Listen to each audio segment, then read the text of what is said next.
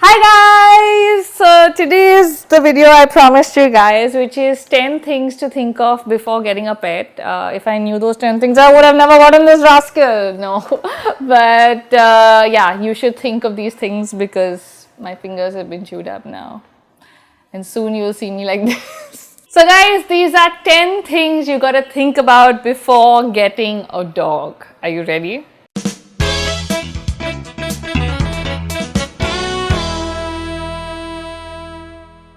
So guys, for those of you who don't know, I've had dogs pretty much since I was born. Like my dad had them and then we've had dogs through my childhood.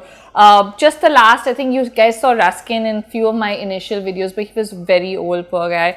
And then he passed away and we haven't had a dog here in like 4 or 5 years, but we had Simba in Pune.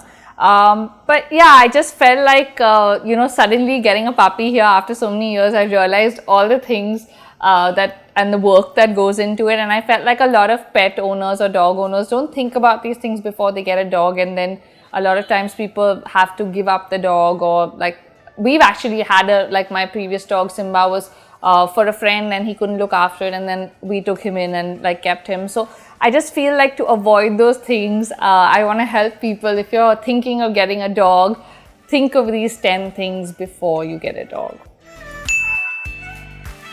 Okay, so the first thing is time management. Okay, dogs, puppies need a lot of time. Like if you're someone who works an 8-hour job, who is going to look after this dog at home? Like, do you have someone who's at home?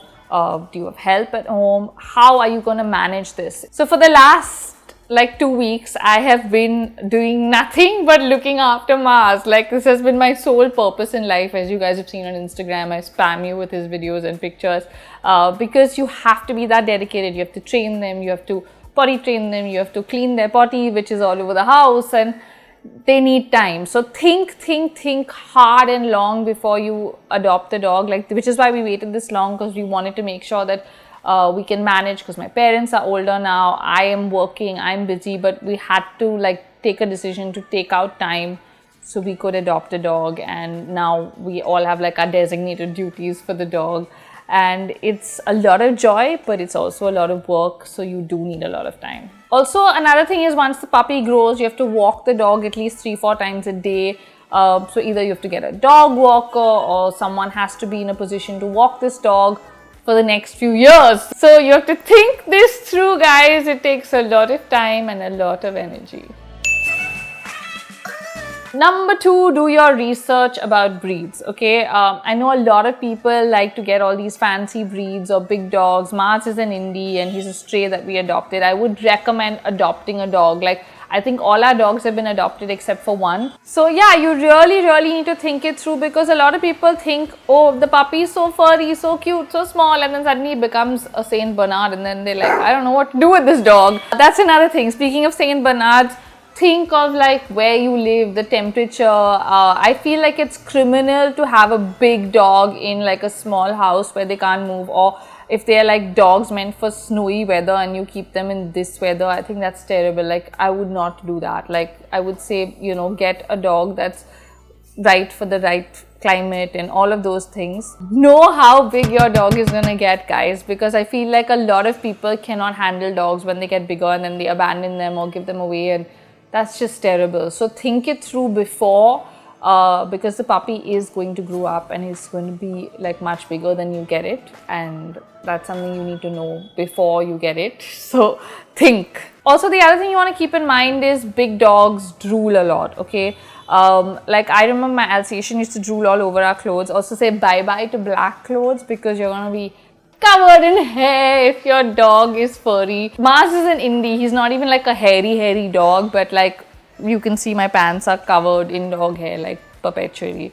So yeah, that's something you got to be prepared for when you have dogs. I remember when I was a kid and we had a Pom. He had long white hair, and I'm not kidding you, everything I owned was covered in that hair. It kind of became a part of my look. Now, this point is one of the most important points, I feel. It's something I was taught when I was very young. My dad, who's a real dog lover, actually told me this and taught me this, and I think it's very important. It's that your dog comes before everyone. Okay? When you adopt a dog or you get a dog, this dog has to come before everybody. You know, very often people think they get a kid, like they have a kid and then the dog is neglected, and then they're like, oh, keep the dog away from the kid, and then the kid doesn't bond with the dog feels neglected. Or when you have house guests who are scared of dogs, people tie up their dogs or lock them in a room, and that is a no. This is your dog's house as much as it is your house when you adopt a dog or you get a dog, guys. And that's something we were taught when we were very young. Like, I remember when my friends used to come for play dates, my dad used to tell us, if your friend is scared, make them comfortable with the dog or don't invite them over.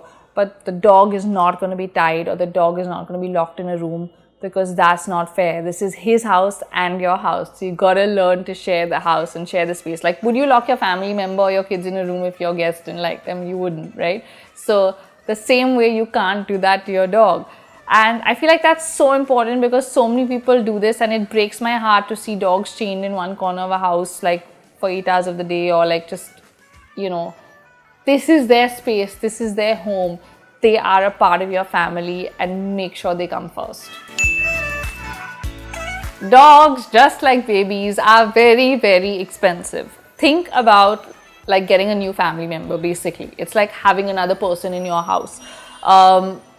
Their vaccinations cost a lot, their pet visits cost a lot, their medicines cost a lot, their toys cost a lot, their food costs a lot. It's like feeding another person. Like, you know, like this morning my cook was like, oh, there's only 2 kilos of rice left, and I was like, but I just ordered it. And then she was like, abhi doggy bhi khata hai na? And I was like, oh yeah. So you gotta think, like you have to account for an extra person. Like, you would be like, he eats 2 meals a day, like proper home cooked food, and then he also eats pedigree and also eats his treats. So yeah, we have lots of things that are added to our ration now. Pet supplies.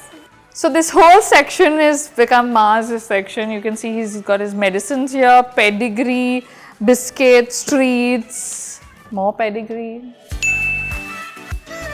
Instagram versus reality. Now, number one, this is a really interesting point, because we see only cute bits on Instagram of people's pets, and you want, like, it makes you want to get a dog, or, you know, you look at them and you're like, oh my god, so cute, I want a dog. But the reality is that is a very small part of the time with the dog. So like right now, you guys have only seen like cute pictures of Mars or cute videos of Mars. You have not seen me cleaning his shit all over the house. You have not seen me like covered in hair, or like my arms have got full of scratches, and like, because he's teething and he's nibbling on our fingers and hands, and it's all like totally normal, but you don't see that side, and people think of only the good. And also the other thing is, you know, like, you have to realize this dog is not a prop. This dog is a family member. So like when you want cute pictures for your Instagram, you can't really wake up the dog if he's not in the mood, or if he's sleeping, or like, I mean, it's hard to explain, but you've got to think of this as another, you know, like another family member, and you've got to like respect him, and you've got to love him and treat him without like trying to document everything about him, which is hard. Trust me, it's hard, because even I want to take a zillion pictures of him all the time and like make him sit and cuddle with him, but he is like, I'm biting your ear, lady, I'm not giving you a kiss right now. So you have to just let them be themselves, and you have to realize that everything is not going to be like picture perfect, and there are going to be good times and bad times, and they're not going to want to take pictures with you at times, or they're not going to want to pose with you at times, which is totally normal. Also, puppies take time to get used to the family. So like Mars, of course, touch wood, was like just blended in, and on day one he was on my bed and sleeping with me, and you know, but a lot of puppies, they cry for a few days because they obviously miss their mom, or they miss their earlier home, and wherever they come from. Like, even if a dog comes from the street and you adopt a stray, that is his home. So I mean, they do feel displaced, and you got to understand, you got to give them time to like adjust, to get, like, now Mars is really comfortable in our house, and he knows that this is his home and he's not going anywhere. But the first few days, of course, he was like on edge, and he was like meeting everybody, understanding the house, like seeing where he can sleep, what is his zone. And So you got to give them that time and space to be themselves, to adjust and to fit in. Okay, next point is very important, training. All our dogs have been trained by us. Like my dad and me used to train them ourselves. Even when I was a kid, I used to train my dog. Treats are a great way to train them, you know, to make them sit and like respond to you, respect you. A lot of our dogs would walk without leashes because they got used to my dad and would listen to him, and we were confident that they would not run off or fight with anyone or any of those things. And I feel like that's the better approach. A lot of people swear by trainers and they love to like hire someone external to discipline their dog, but somehow I love to do it myself. I feel like it's a bonding exercise, and then I feel like you have this bond with your dog and they listen to you for life, which is what I feel. So I would definitely recommend training your own dog. There's lots of books available online. You also have information online. You can just like, it's very easy actually today to train your dogs, but I do it with like treats and lots of love. Mars, sit. Sit. Good boy. Down. Stay. Stay. Stay. Good boy. Okay, grooming and cleaning is really, really important. Okay, you have to brush your dog daily. You have to give them a bath once a week, or they're gonna stink. Also, dogs love to like roll in mud, or you know, be outdoors, or go for a walk every day, 3-4 times a day. So you have to bathe them once a week. And I know now there are all these pet salons and grooming stations and all of that. We had none of that when I was a kid. I used to do all the bathing myself. Like even now, like so many people message me saying, oh, would you like to try our pet salon, things like that. And I'm like, I've never been to a pet salon. I've given all my dogs a bath myself, and like I've given Mars 2 baths already. He hates having a bath right now. He's all over the place, but hopefully he'll get used to it. So yeah, you've got to like commit to doing these things. Like it takes time, it takes effort. Also, a lot of dogs have a lot of ticks and fleas. You got to clean them physically. I remember one of our puppies came from a farm. He was covered in ticks, and it took like weeks of cleaning to finally, you know, get rid of all the ticks. So yeah, you really have to be there for them, and like you really have to look after them like you look after your baby. Like you bathe your baby every day, you brush his hair. Same way, change his diapers, you gotta pick up the poop. Speaking of poop, the next one is potty training. My favorite topic, not really, but so first few months when you have a puppy, until they get all their vaccinations, they cannot go for a walk, people. So they pee and shit all over the house, which is what's going on right now. You put newspaper and you train them to pee and shit on the newspaper. So dogs are very like smell sensitive, so they sniff around and they pee where they've peed earlier or shit where they've shat earlier. Like you have to first train them to pee on the paper and shit on the paper, step 1. Then once they can go down, you have to stop them from doing that and like train them to only pee and shit outside the house. So it is a process. It takes time and lots of patience, and yeah, and it's really like you just think, oh my god, like last night we were sitting and we were like having some snacks, and like one of my aunts was here to visit. At every 5 minutes, either Mars was like peeing or shitting, and I was like, okay, again, wash my hands. Again, sat down, again, I'm like, oh. And they were like, stop peeing. So, yeah, you have to be on it, and you have to be dedicated to scoop the poop. So, yeah. Also now, everybody has to scoop poop and like pick up the poop like after dogs around India as well, or you are fine, which is a great thing, which was not around when I was a kid. Like dogs would pee and shit anywhere, so you have to be prepared to pick up actual poop all like for the next few years. So are you prepared to pick up poop? The joys of being a dog mom.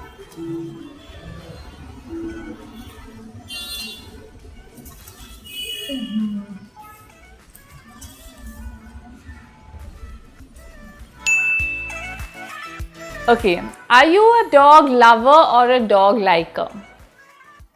Now, what's the difference? A dog lover is somebody who's willing to go the whole hog. The cleaning, the pooping, the bathing, the loving, the feeding, everything. The dog likers just want to do the good stuff. Just play with the dog, pet the dog, don't have the dog on the bed, put the dog down. So yeah, you've got to kind of figure out who you are. Also in the house, then there can be a mix of lovers and likers, but there have to be some lovers because you have to also do like the other stuff. So like in our house, for example, like my mom is a dog liker. She does not like dogs, but she doesn't like the dirty stuff. Like she's not going to clean the poop. She's not going to give the dog a bath. Since we were kids, she used to be like, I'm not doing that. Y'all want to get another dog? Your father and you all are responsible. So you have to establish that, and you have to be prepared that there's that one sucker who's gonna do everything. Otherwise, it's not gonna work. So are you a dog lover or a liker? Okay, last but not the least, think long term, guys. I know when you look at puppies, they look really cute, and you know, in the moment you want to just pick one up and take it home. This is a really long-term commitment. Dogs usually live anywhere between 10 to 15 years. Like my dad's dogs, my dad's Poms lived till 22. Like they were alive when I was a kid. And all our dogs have lived, like a lot of our dogs have lived till 16, 15. That is a long, long time. So if you get a dog, it is a commitment like all the way through. It's a family member, as I said, it's a child. Think of it like your child. You cannot abandon this child. You cannot just suddenly up and leave and say, okay, I'm going here now, you know, you look after my dog. Think before getting a dog, because it is like a long, long commitment. And also, I mean, it's just this bond, like even after that, like when your dog passes away, it's the worst feeling. It's like losing a family member. Like I've don't think I've been so upset or distraught the way I have every time we lose a dog. But of course, they give you so much joy as well through their life and through your life. So think long and hard, because it is a long-term commitment. It will be lots of fun times, but there will also be hard times. So if you're going to move like countries, have kids, you know, all those things, like be prepared. Like this dog is not going anywhere. So he's a part of your family and he's going to stay there for a long time. So guys, if you're thinking of adopting a dog, I hope this helps. Check the links in the description for adoption options. If any of your friends are looking at adopting, share this video with them and comment below with any more tips any of you pet owners have for people who are going to adopt or get dogs. And I will see you guys soon. Bye.